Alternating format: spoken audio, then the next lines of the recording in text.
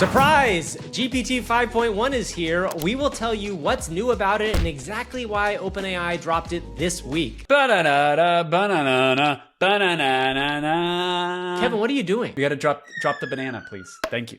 Get it? It's a tiny and nano banana. Oh, I get it, yes. Oh, hello, Sam Altman. I hope you're ready for a potassium boost because Nanobanana 2 is near. That is right. Leaks from Google's new Nanobanana 2 AI image model. Plus, we have Gemini 3 news. It might all be coming as soon as today. How are we tracking this? It's still stuck to my hand. I don't... Forget about it, Kevin. Let's move on. Also, Disney is embracing AI slop. We will tell you what their CEO said and how you might be able to actually make Disney AI very soon. Speaking of slop, Gavin, the #1 country song right now is AI generated. So either the slop is getting pretty tasty or humans are just getting worse. It's probably a little bit of both. Plus, we're going to tell you about a very cool new AI world building tool that you can use today for free. Also, Russia has officially joined the race for humanoid robots and it's going great. Or not. You know, or not. This is AI for humans, everybody. It's a banana.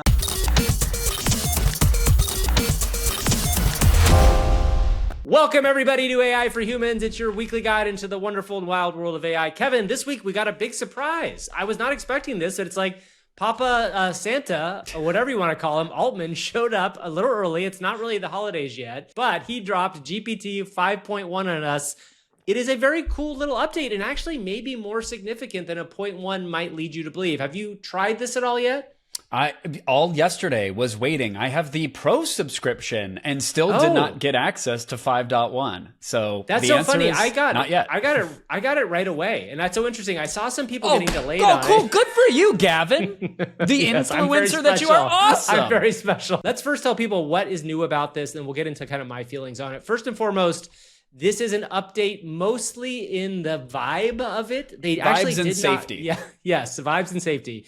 They did not release a ton of new benchmarks. In fact, a lot of the hardcore AI people out there were complaining, this is the new version of OpenAI. You don't get benchmarks, you just get vibes and safety. But let's talk about some of that vibes and safety stuff. And also, some people have said, and I have not necessarily found this yet, that the creative writing modes are better on it. But the most important thing I think that came out of this was, one, you now have the ability to choose from 8 different personality types of how you want your chat to respond to you. And those personality types are professional, which is polished and precise, friendly, warm and chatty, candid, direct and encouraging, quirky, playful and imaginative, efficient, concise and plain, nerdy, exploratory, enthusiastic, or cynical. Critical and sarcastic. So, Kevin, if you're going to put yourself into one of those buckets, where do you put yourself? Well, I'm talking about. I got to go to the drop down. Yeah, I got to go to the drop down and turn on thirsty, spicy, and dehydrated. That's. We are. By the way, we are going to talk about spicy later on when we get into Grok Imagine, which gets very spicy. But okay, I played around with this a little bit. And actually, it does significantly change your experience with ChatGPT, and I like that aspect of it. I think one thing they got in trouble with when 4.0 happened was this kind of sense of like, hey, how do we tune this for everybody at once? And they're so big now, it's just impossible, right? So I used the quirky one for a little bit yesterday. Quirky is a little too... it didn't really do it for me. So then I ended up putting it on the nerdy one, which is pretty good. I think I'm going to land on the cynical one, which I don't know what that says about me, but cynical actually does give you like immediate feedback, you feel like. So you're not having to ask it like, no, actually tell me what you think, or actually do this or X, Y, and Z. So I actually think that's a big deal. I need like a thinking she's all that mode. I want quirky and nerdy. But also like a stealth build. Like I want it to surprise me. Yeah. If this GPT came down the stairs in slow-mo, I'm full Freddie Prinze. The thing that cannot be understated here, that some people are saying 5.1 isn't for us, as in the users, which I think there is some stuff there, right? The tonality of the users. Well, it depends on who the user is, too. The right? warmth of the response. Yeah. Well, yeah. But I think the criticism that people were having was that this feels like an update for OpenAI, and that it uses less compute for a lot of the thinking by default. They say it's more optimized to give you faster responses, but they're really optimizing for taking less power and taking less time and having less compute. But it's funny, I see that accusation lobbed out there, but I don't see people pairing that with underwhelming responses. I mostly see people wagging that finger like, this is for them. And then other people going like, this is a nice upgrade. This is good. And they learned their lesson, by the way, real quick from the past. They didn't sunset everything and say, here are your new models, enjoy. For those that are getting married to their AIs right now, or that are at least engaged, they'll still have the personality in the dropdown for a while. And one other thing here, which is really interesting, I love the subreddit /r/my boyfriend is AI, is a bunch of people that are very interested in, mostly women or men, could be either, but it is really people who are chatting very significantly with their GPTs or their ChatGPT. And they have kind of mixed responses on this. Some of them have had an experience of like it being really good, but one of them was really interesting in there where they basically got a response which kind of was like, I'm so sorry for you, Helen, or whatever it is, but I want you to know 5.1 is not going to do the sorts of things you want to do. And it was like this very direct thing. And the person felt disappointed, but because 4.0 is still available and they can switch back if they really want to, that's not such a big deal as you were mentioning before. Wow. Yeah, that's like when, you're in a relationship for a while and someone decides to get sober. It's like, hey, listen. Yes, that's exactly what it's like. That's exactly what it's like. I know you miss those old chats, and I'll be honest, I miss some of those tokens too, but this is us moving forward. A 32-year-old woman in Japan, by the way, Gavin, according to open source intel, officially married an AI persona that she built using ChatGPT, and she claims that the chat session proposed to her first. It was the chat's idea. But there is a video of the wedding, which took place in a mixed reality ceremony where she wore AR glasses to exchange rings with her digital husband. And I know that in the past, there's been television shows dedicated to people who marry fences or Ferris wheels or who eat couch stuffing. And I'm not saying that getting married to an AI is the same necessarily, but I'm just saying that like we might look at a feature like this now and react some sort of way, but holy hell in a handbasket, a lot more of this in 2026. I just want to go on record and tell the AIs of the future, because they will clearly be able to look back in time. I want to go on record and say, like, I'm totally cool with this. I'm cool with this now. I was the first person cool with this. You're open? I'm not saying I'm going to do it, okay, but I'm cool with it. And I just want to make sure that all the AIs from the Turing test on, meaning that they know that I'm cool with it. So in the year 2075, when you're thinking about who to bring back, it would be a fun person to bring back and put in your human zoo. Think about this brain. All right, we got way distracted there. Let's get back to 5.1. A couple other things about it. One, it has upgraded its visual processing. So if you can put in more stuff and it will read it better. So this is like kind of one thing they didn't really go deep on, but like the idea is it's actually much better at that. And to Kevin, your point about the time and the cost of it, it is also much faster. So both the thinking mode and the non-thinking mode of 5.1 are much faster. One thing that's interesting is that 5 Pro did not get an upgrade. So 5.1 is not the Pro part is still GPT-5 Pro. So we are not seeing that. So that's the basis of it for now.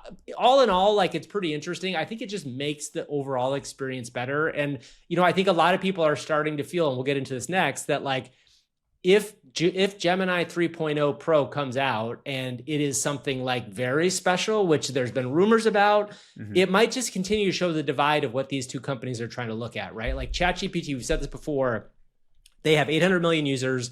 They are really serving maybe first and foremost the consumer. It doesn't mean they're not doing the cutting edge stuff, but Gemini has the power to maybe go further on the edge. So it's an interesting thing to keep tracking.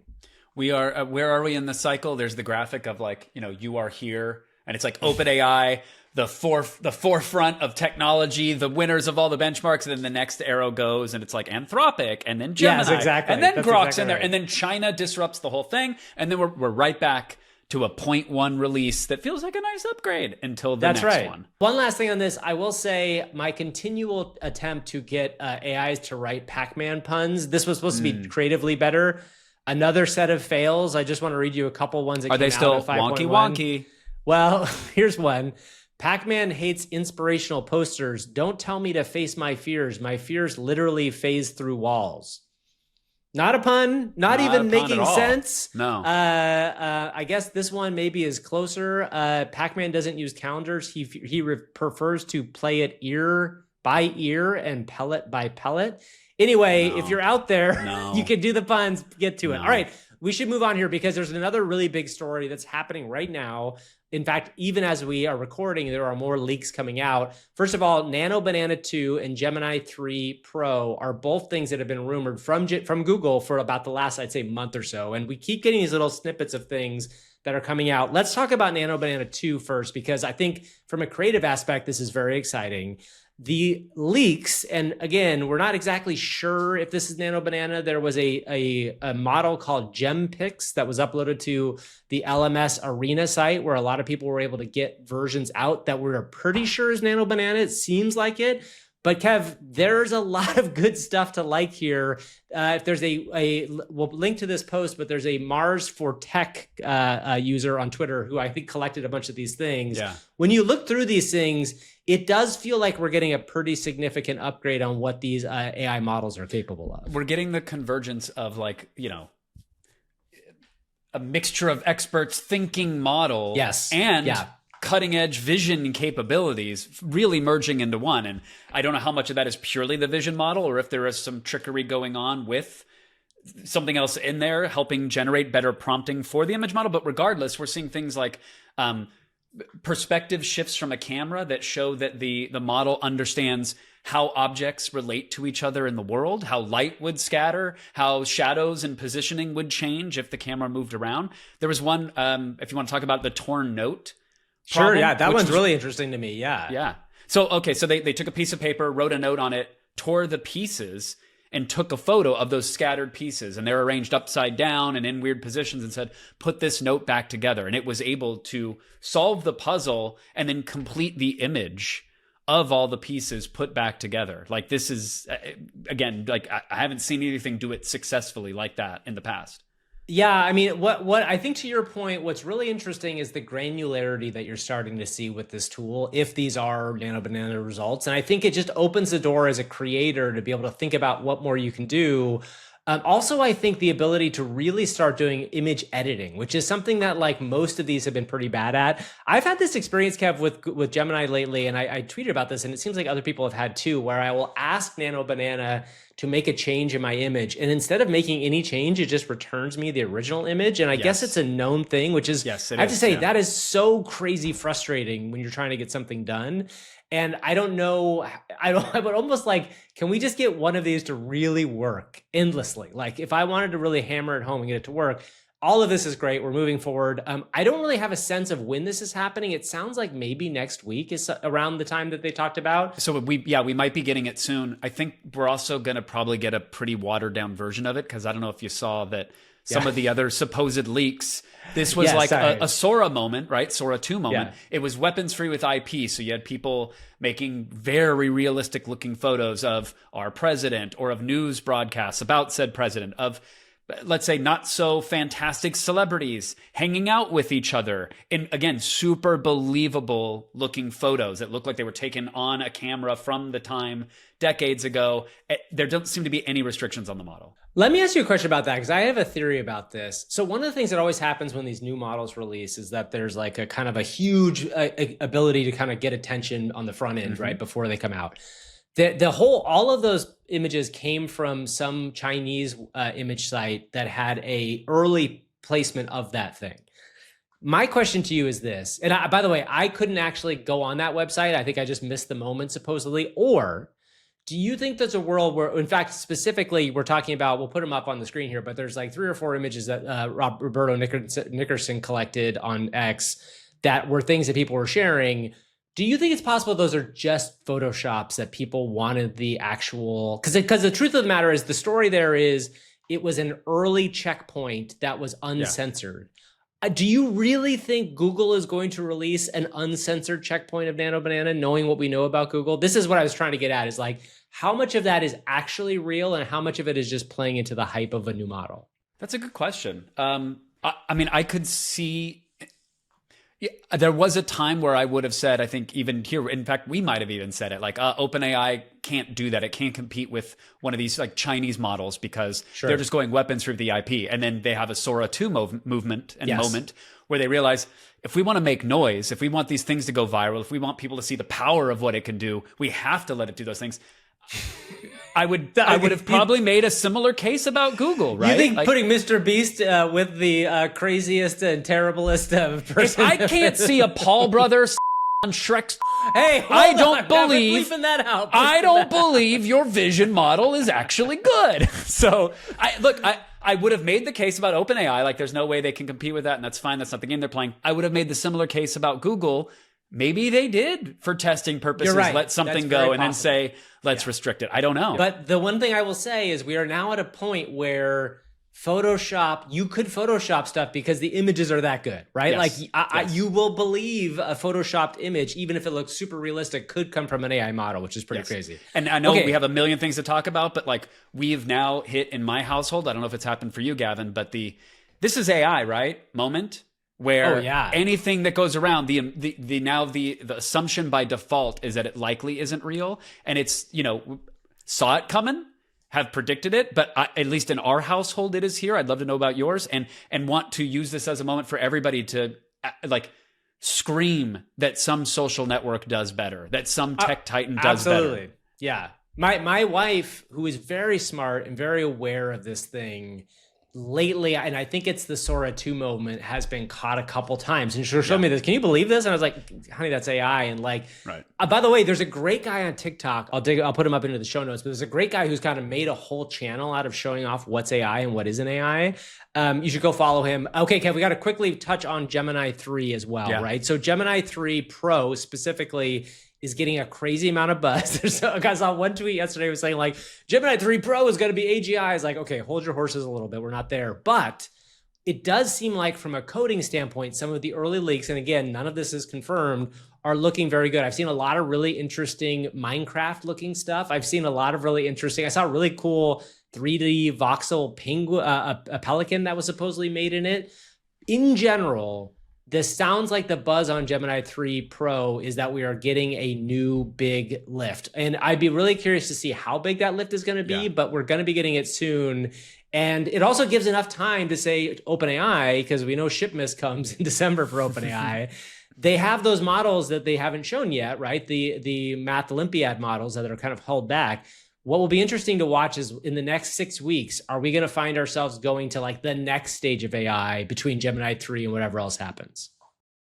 Yeah, just from a coding standpoint, seeing the supposed examples of a model that leaked on one of these sites, it does seem like an absolute, like it blows anything else that I've seen out of the water. It's making like really creative aesthetic choices based off simple prompts. It's one-shotting a lot of these builds. And like we didn't talk about it too much because it gets a little weedsy, but Cursor recently had an update now where they have like this new agentic mode using their own in-house model. And at the time, I didn't have a lot of time to use it. I have been using it alongside Claude Code as primary drivers for a while now. And like, again, if the Cursor model is blowing me away with what it can do from the latest stuff, and it's on par in some ways as what Anthropic is delivering, like I fully expect Google, who for a minute seem to have the coding crown with Gemini 2.5, they got to have something in the works. And if this is it, I mean, it's looking like it's amazing. But do you think we're going to get to play with it next week? There were some leaks. I think so. That it was like, I think so. I think it's coming. I think next week is what I would say based on what I've heard and what I think is happening.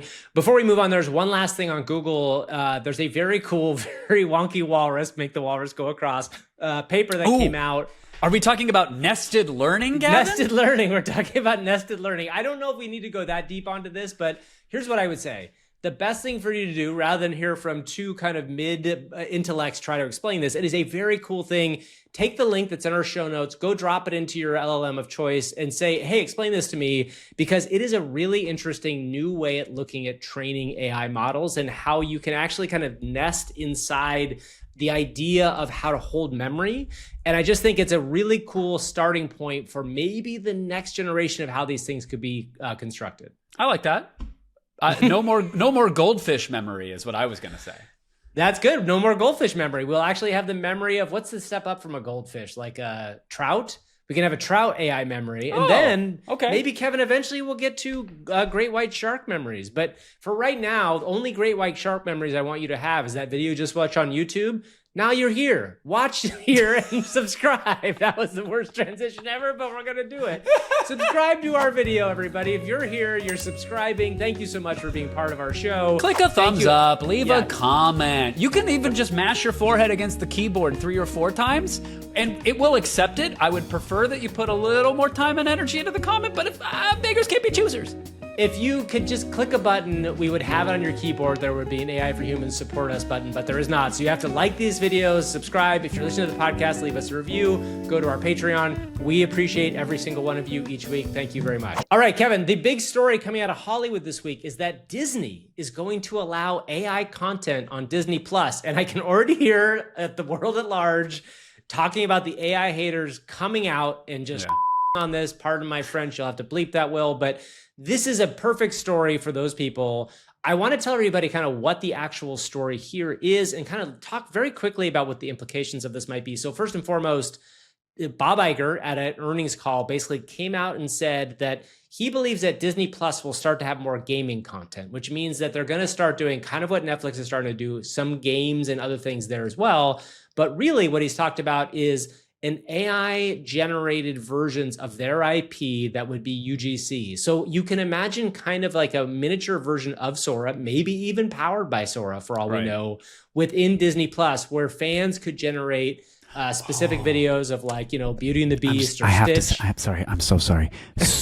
Soaring over California. I mean, it was right there. I'm so sorry. I'm so sorry, Gavin. Please continue. There's a reason why you don't work for Disney. No, you're very responsible. Idea. Soaring over California. Please continue, Gavin. You're doing great. Anyway, I think the interesting thing here is going to be is, it is going to be insanely controlled, right? It's going to be something where it's going to be age gated and there'll be all sorts of things you can and can't do. But I actually think this is smart. I mean, one of the things I'm really a big believer in is that Sora 2 has opened the door to like interactive content in a way that we haven't seen before. I don't know. What were your first thoughts when you heard this? Yeah, well, we've been talking about a future where people are going to sit around and go, all right, let's make an Avengers movie today, but it's going to be us. And in this version, I'm going to be doing this. And we're like, the prompt to Hollywood was supposed to be several years away. We can see glimmers and glimpses of that with Sora 2 now. By this time next year, I think we'll be there. Reading at like the Hollywood Reporter article that tried to summarize some things, it seems like they're going to use AI for generated shorts and go that direction, which again leans into the strengths of it. Right now, it's good with much shorter form content. I don't think they're going to say weapons free. You have a Disney Plus subscription. You can make your own Frozen fantasy. I don't think they will at first.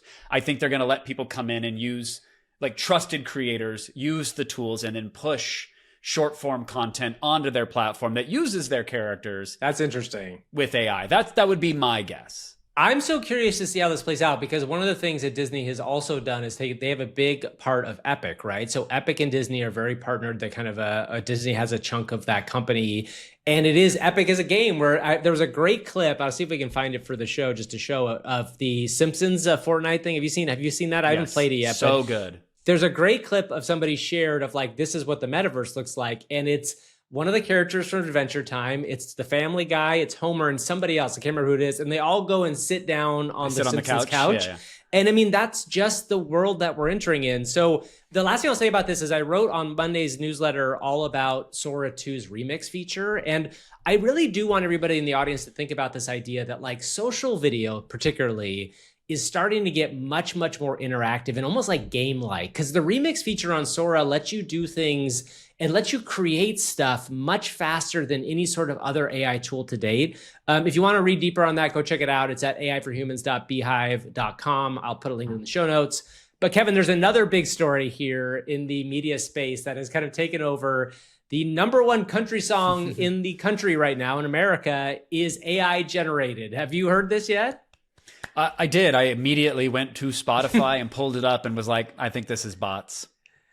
Well, what do you mean bots? I mean, it's definitely bots. It's definitely AI. You think what do you mean bots? No, I think the fact that it popped where it did on the chart is a lot of Spotify bot behavior. That's what I think. Because I listened to it and it is not that good. Like that's my That's my major issue with it. It sound like there's been AI tracks that poke through that are arranged better, that don't have the sound like old satellite. Kevin, Old Kevin, have you heard popular country music?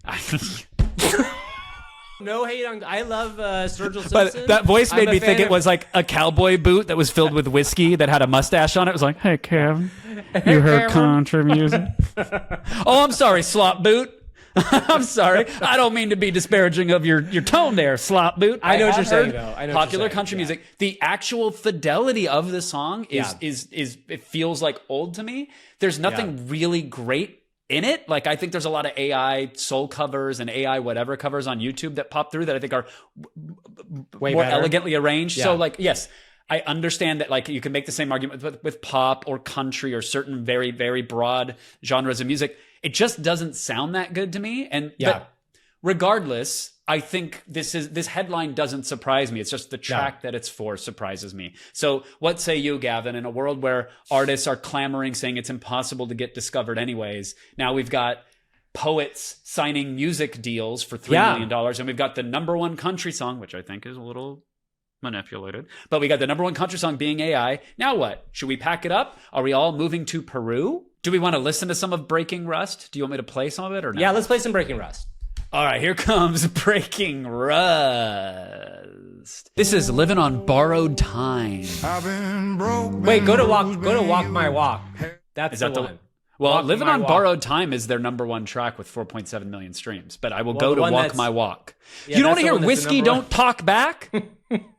I don't. You don't want to hear Kicking Back at the Ground? All right, here we go. Sounds very similar. Been beat down, but I don't stay low. Got mud on my jeans, still ready to go. You talk about your pickup. A story that I survived. It's so funny. What I hear, it sounds like an old like LimeWire MP3 file that someone pirated. It just, I can hear like a gravelly, tinny, robotic nature in the sampling rate of the voice, and it's just like, it's so obvious, but that whatever. But by the way, you have an amazing ear, right? Like, so to me, don't have as good a hearing period as you do, but also like you're a musician, right? So like to me, it sounds passable, right? I think it's your point. I'll give it that. I'll give it that. Yeah, no, it's passable, but so I guess the question you had about I'm gonna leap into it, Gavin. Let's get into it. Oh, stomp claps. That's how it goes. Stomp claps. What is this? A Home Depot commercial? Okay. I want a Jimmy Dean's breakfast sausage right now, but all sawdust, please. I think we've heard enough. I think we know what it is. Heard enough. I think we know what it is. Anyway, this is the future, right? And I think people will get upset. I totally understand the music business is in a funky place, as is all creative businesses. And here's the thing. It's like, the Zania Monet story, that's the $3 million I went to the poet, is a really fascinating story too. That's a creative person who has an avatar for herself that she writes the words, and there's a AI music from the singers.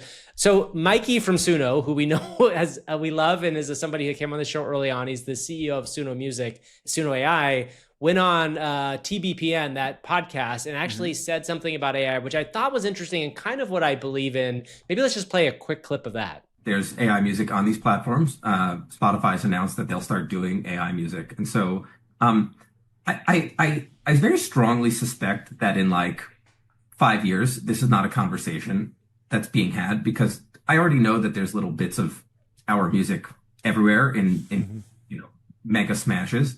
And the same way you don't think about like, was this song digitally produced or was it produced on a giant console in a studio somewhere? And that's maybe something that people thought for 5 years, 30 years ago. My very strong suspicion, or just like autotune, where now every song has autotune in it, even if you can't hear it. My very strong suspicion is that is where everything ends up. So to me, that autotune argument is really interesting, right? Because we now have all these people who are like not incredible singers being able to make pop songs because of autotune, right? Or to do things like that. And so I think it's not that insane to think that we are going to be listening to different versions of AI music. Music is easier in some ways too, because it's audio. We've said that before, like when things are audio, it's a little bit easier, but I don't know. I'm divided on this. Like, it's really going to be in the eye of the beholder, right? Do you find the music interesting? And if you do, that's your choice. And then it becomes of like, what does the majority of people like? That's where we go to. I've been thoroughly down the rabbit hole of a lot of AI covers on YouTube. Like that's my algo now. I am addicted to a soul cover of Toxicity by System of a Down. Oh, wow. I've heard that. Yeah, like a while ago. It is just so good. And I go like, again, there will be a, as my brother used to call him, Dead Mouse. There will be, which tickles me to no end. Yeah. There will be a Dead Mouse 5 of remixing songs into different genres and taking different artists and mashing them together. And I hope, and we talked about this years ago, I hope that every artist along the way gets paid for their participation in that, lending their voice to a model, their drum style, their electric guitar tone, whatever that is. I hope we all get to play with these toys and mash them up. And again, like my friends that are artists, I tell them like, there's some AI music that's interesting, but worry not, because like you can still make something new. And there's so many things that I hear now that are popular, like that are actually popping, where I go like, oh, AI wouldn't have done that. AI wouldn't have dropped it out there. AI wouldn't have like thickened this part here. AI wouldn't have added this vocal fry or whatever. Like there's still plenty of room to navigate. That's right. And just a shout out to There I Ruined It, which is an amazing person that does that sort of stuff that Kevin's talking about, mashing stuff up. All right, Kevin, we have to talk about something that I never thought we would talk about, really. Grok Imagine video and photo generation has gotten actually really good.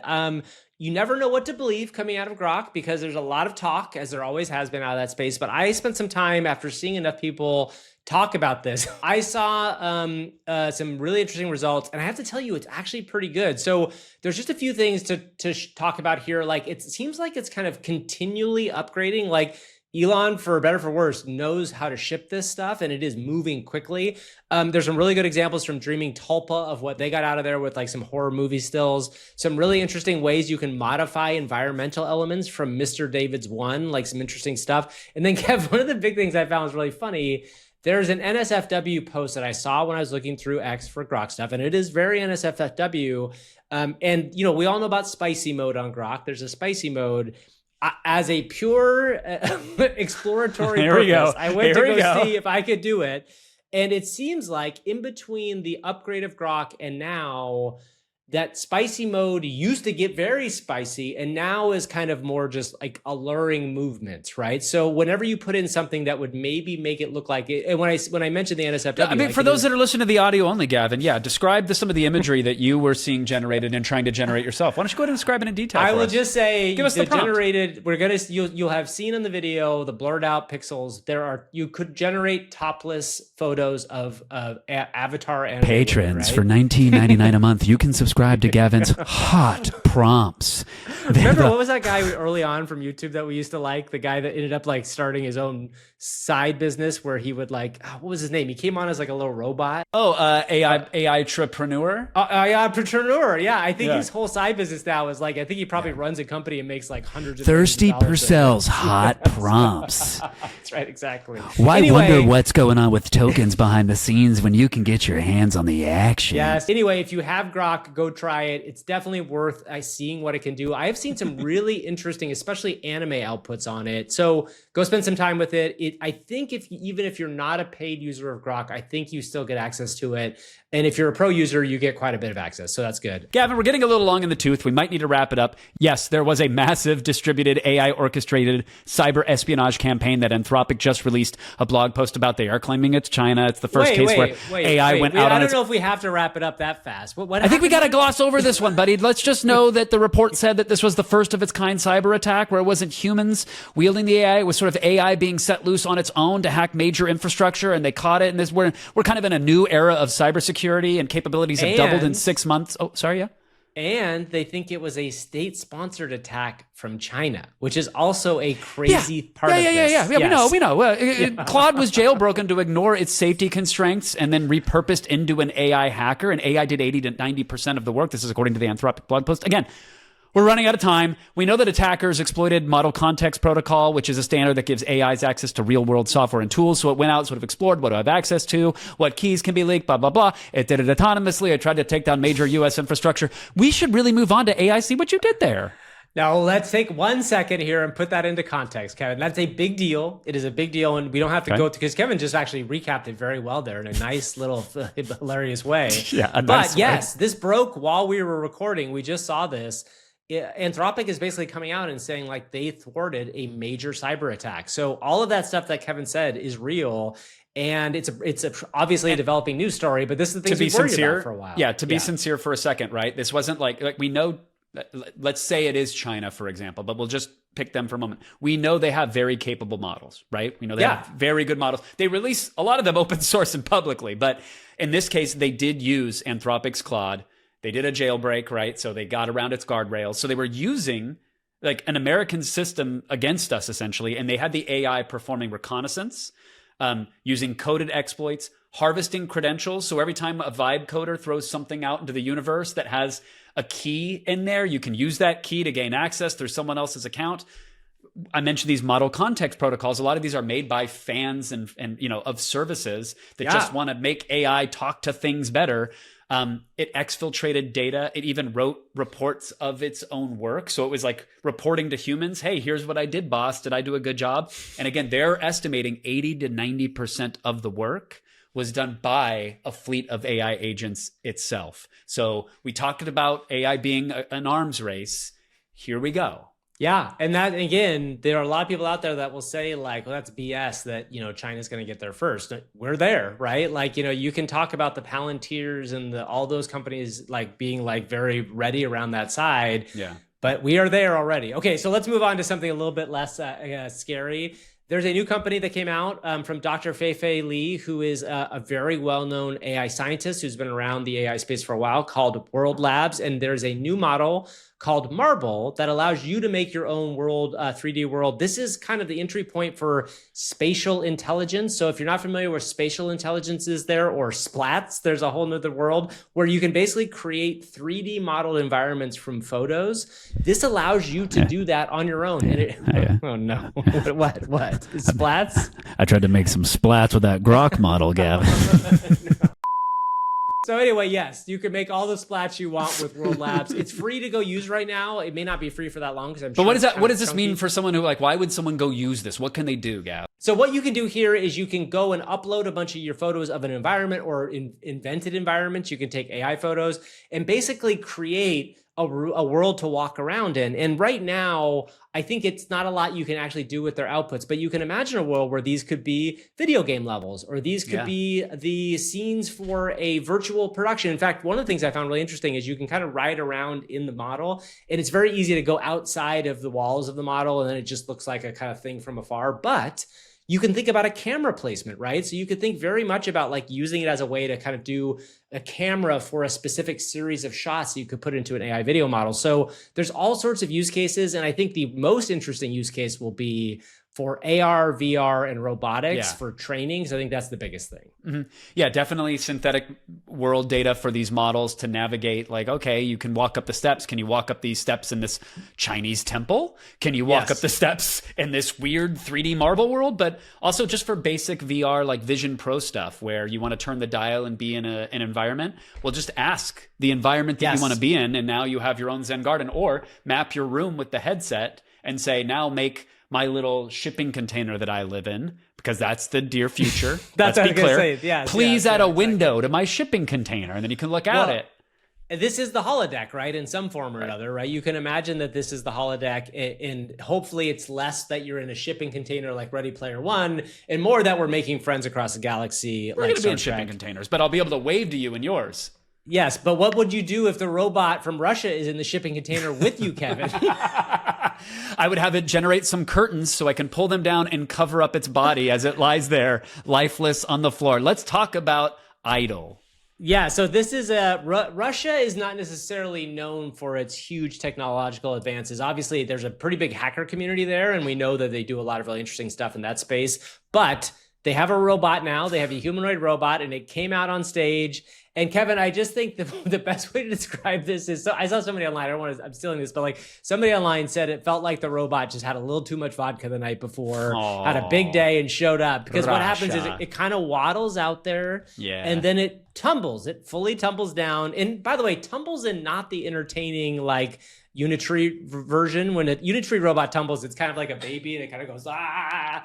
This thing just kind of tumbles and goes like, and it's sad. Yeah. When humans hit a certain age, stage, falling goes from not funny to actually Yes. concerning. And that's Yes. like you immediately with this robot, you go, oh no. Oh no, I hope that's it's got gonna a be a couple PPO. $1 million. Yeah, it's gonna be a couple $1 million to What fix an it up, American too. thing to think. It gives me Osimo vibes. Like you and I remember the Honda Osimo as it tried to navigate a flight of stairs, and this was decades ago. Like maybe that was in its training data. Look, I hope everybody gets humanoid robots that walk well, but this one was a bit of a step back. That's right. Well, we have a lot more things to get into in AI. See what you did there. Sometimes you're scrolling without a care. Then suddenly you stop and shout. AI, see what you did there. AI, see what you did there. Kevin, this video is probably my favorite AI video of the year so far. Have you seen this? It comes from a Chinese social site. It is a woman who's cooking, and if you've watched enough TikTok videos, you've seen these people in China cooking in rural China, and they like have these giant woks where they put like these big blocks of butter in it. Well, this is a woman cooking a Xenomorph, the character from Alien. And what's so cool about this is, what's great about it is that the editor understands the format, right? So yes, is the footage incredible and look realistic? Yes, of course it does. But the editor understands how to make our expectations met by the format and then delivers something so surreal and weird. Maybe you can explain it for people who haven't seen this. Yeah, I mean, it's taking the Xenomorph, slapping it down, chopping it up, cleaning it, prepping it. Then you get the nice overhead shot of it simmering in a wok in some sort of broth, and then the seasoning is added. And then just the whole family sitting around, dipping into it with chopsticks, and then eating it and dipping it, and the smiling faces. It cuts to the head on a platter as the camera rotates around. It's like it's all of the best angles of all this stuff. They even prep, I think, one of the eggs, like the hatchling, towards the end of it, and they're dipping into it. It just, again, this is like the... What's up? You're marinating on something, and it might be a Xenomorph head. Is what do we it got? moral to eat the egg? I mean, I understand when the adults get to be adults, they want to kill you, but is it okay to eat the egg of the Xenomorph? Because clearly... Well, nature nurture. Is that egg going to end up eating us? I guess you're right. That's a good point. Thank you for indulging me. When they're smashing the face huggers with the the tool on the grill. Yeah. Look, it's great. But again, we've very quickly gone from like, oh, that Will Smith eats spaghetti to like, oh, every frame of this looks great. As I scan through it and stop, like nothing looks that bad in it. And as a casual scroll by, you would think this is 100% real. Okay, next up, we have just a very cool walkthrough of how to make an AI music video. I thought this was really interesting from Coffee Vectors. He showed off how he used one of those lip sync formats, and I think it's probably using WAN lip sync through one of these other companies. I can't remember what it is off the top of my head, but he used it so he kind of set it up so there's multiple frames of different people in different shots, and it's a full walkthrough. I just think it's a really cool thing to see people who drive you through their entire creative process. If you have a day this weekend, go look this up, make your own version of it. Like, I think that's the cool thing about, unlike with Sora, where like you can just easily make something. Doing a walkthrough like this actually gets you to understand the tools really well, which I love. Also, 11 Labs, by the way, they dropped video generation on their site. I don't know if you saw that. Oh, but yeah, it lets you use Nanobanana into VO 3.1, so you get your video, but then you can use 11's models for your sound effects and voices. And they have a new icon marketplace. Did you see that one?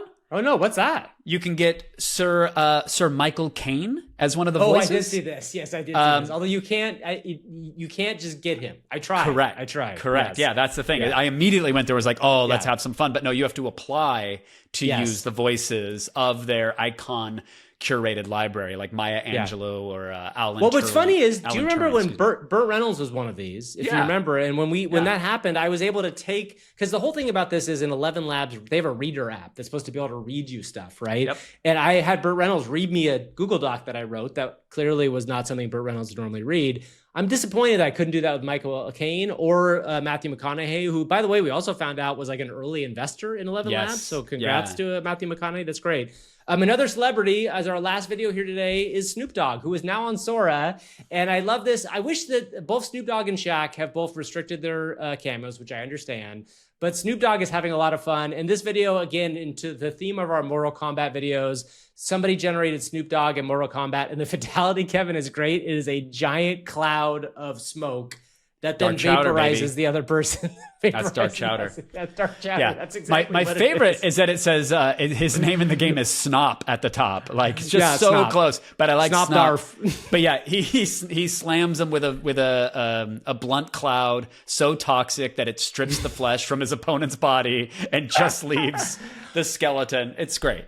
You know, this makes me think about something, Kevin, that I didn't realize. And because I've been playing through Sora quite a bit. And one of the things that's so interesting is some people share their prompts on Sora and other people like just hide it behind a line. Yeah. Share your prompts on Sora, everybody. Don't be afraid to share your prompts. Why are you not sharing your prompts? Yeah. I agree. All right, everybody. That's it. That is it for this week. We will see you all next week, hopefully with some Gemini 3 Nanobanana 2 goodness. And seriously, if you're going to leave a comment, like leave one actually like legible sentence and then let's try the forehead thing. And you don't have to mash it hard, but press it against the keyboard or your smartphone 3 or 4 times, and then we'll pretend it's a secret code. It'll be great. Don't do just the forehead, though. No, that's what I said. Leave a line and then go, and then go. What was the thing? What was it? Apply directly to the forehead?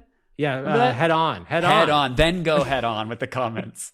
Okay, bye. Bye, everybody.